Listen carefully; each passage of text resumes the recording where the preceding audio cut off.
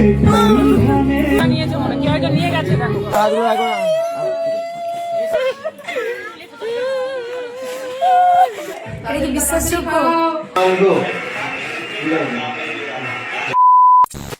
Everyone, এই একটা video যে ব্লগটা আমি তোমাদের সাথে বারবার শেয়ার করতে চেয়েও পারিনি, এডিট করতে বসেও এডিট করে উঠতেই পারিনি। কারণ বললে তোমরা হয়তো হাসবে, তাই আজকে যেটুকু না বললেই নয় সেটুকু বলেই ভিডিওটা শেয়ার করছি। মোটামুটি আমি তোমাদের সাথে বিয়ের ব্লগ তার আগে থেকে টুকটাক শেয়ার করতেই ছিলাম, শুধু এই বিদায়ের পর থেকে আমার রিসেপশনের ব্লগগুলো আর তোমাদের সাথে শেয়ার করা হয়নি। তো এটা ছিল আমার বিদায়ের ব্লগ। দেখতেই পাচ্ছ, প্রথমে আমার ঠাম্মা আমাকে আশীর্বাদ করলো, এরপর একে একে আশীর্বাদ করছে, এখন মামি আশীর্বাদ করছে। আর তখনও পর্যন্ত আমার তেমন কিছু মনে হচ্ছিল না, শুধু একটাই কথা মনে হচ্ছে যে আমি এই বাড়িটা ছেড়ে চলে যাব। মানে সেই মুহূর্তের অনুভূতি আর এখন যেই কথাগুলো বলছি না, দুটো যেন ভিন্ন লাগছে নিজের কাছেই। তো এখানে মামি মাসি পরপর সবাই এক এক করে আমাকে আশীর্বাদ করছে। তো সবাই পাশ থেকে হাসানোর চেষ্টাও করছে দিদিরা, কিন্তু সেই হাসিটাই যেন আসছে না। এতদিন পর তোমাদের সাথে শেয়ার করছি, কেন জানো তো, এই মুহূর্তগুলো দেখলেই না নিজেকে আটকে রাখতে পারি না, খুবই কষ্ট হয়। তার জন্য আর ভেবেছিলাম ভিডিওটাই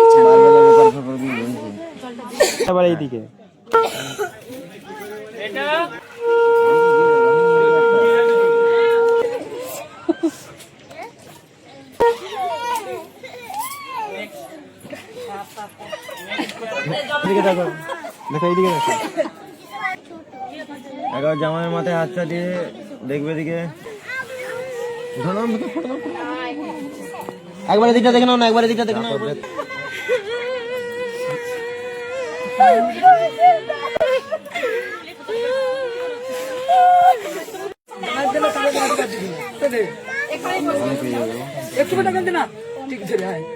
চার ধরে দিকে, চার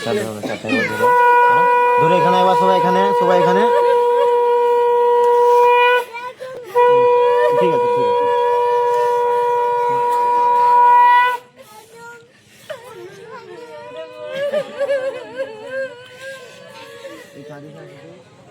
জলটা ঝেড়ে লাও।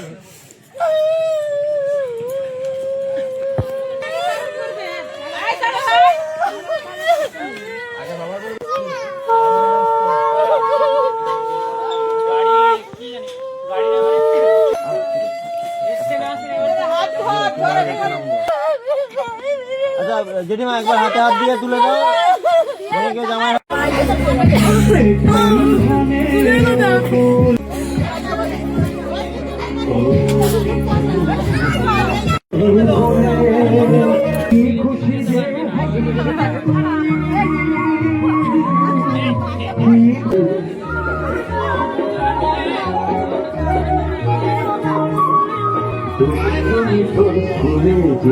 স্কুলে থেকে ফিরে ঘরে সন্ধ্যা প্রদীপ জেলে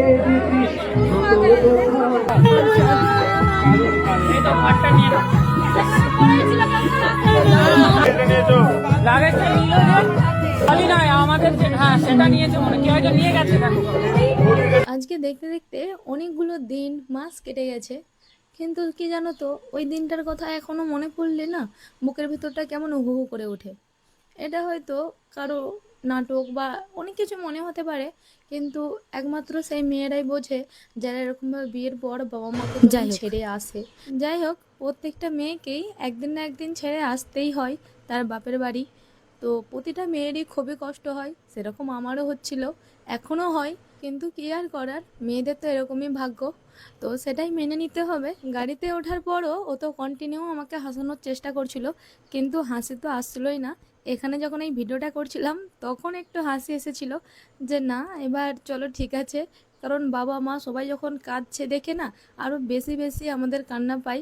তো যাই হোক, এখন শ্বশুরবাড়ির এখানেও চলে এসেছি। গাড়িতে যখন আসছিলাম তখনই বমি করছিলাম, তার জন্যই সেখান থেকে এখন আমাকে বাইকে করে নিয়ে আসা হলো। আর আসার পরেই যা সমস্ত রিচুয়ালস থাকে সেগুলোই পালন করা হচ্ছে। সিঁদুর নোয়া এইসব আমার শাশুড়ি মা পরালেন এবং সকলেই আমাকে সিঁদুরারে দিলেন। ওই মুহূর্তে চিনতাম না, জানতাম না কে কোনটা কে হয়। তো এখন সবাইকেই চিনেছি, জেনেছি। সবাই সিঁদুর পরানোর পর এখন এই যে আমার শাশুড়ি মা আমাকে এখন নোয়া পরাচ্ছেন।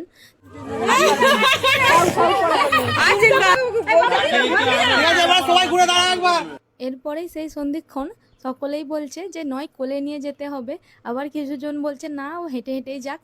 তো ও আমাকে পুরো কোলে তুলে নিয়ে আসছিলো, আর আমি সত্যি অবাক হয়ে গেছি যে এত ভারী মানুষটাকে কি করে তুললো।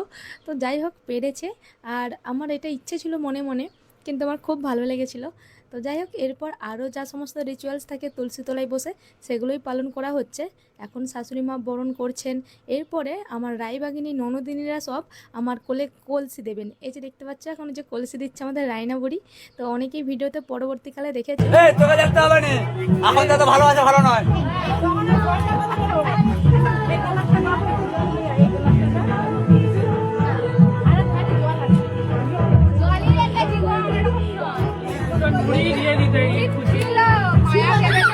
যেহেতু আমার এরকম সমস্ত কিছু অভ্যাস যেহেতু আমার এরকম সব কিছু অভ্যাস রয়েছে, তো কলসি তো সুন্দরভাবেই আমি কাকে নিয়েছি।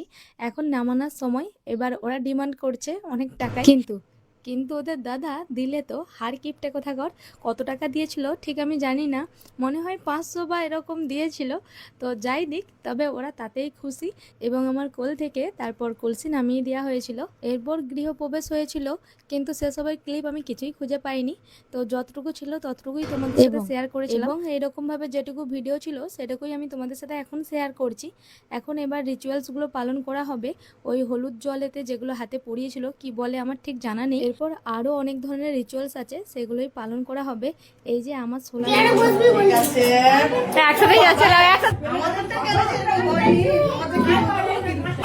একটা পেছনে কেটে গেছে, মুখটা একদম অন্যরকম লাগছে না? তো চলে এসেছে শ্বশুরবাড়িতে দেখতেই পেলে, আর এখন সুন্দর করে সেজে নিয়েছি কারণ ভাত কাপড়ের অনুষ্ঠানের জন্য।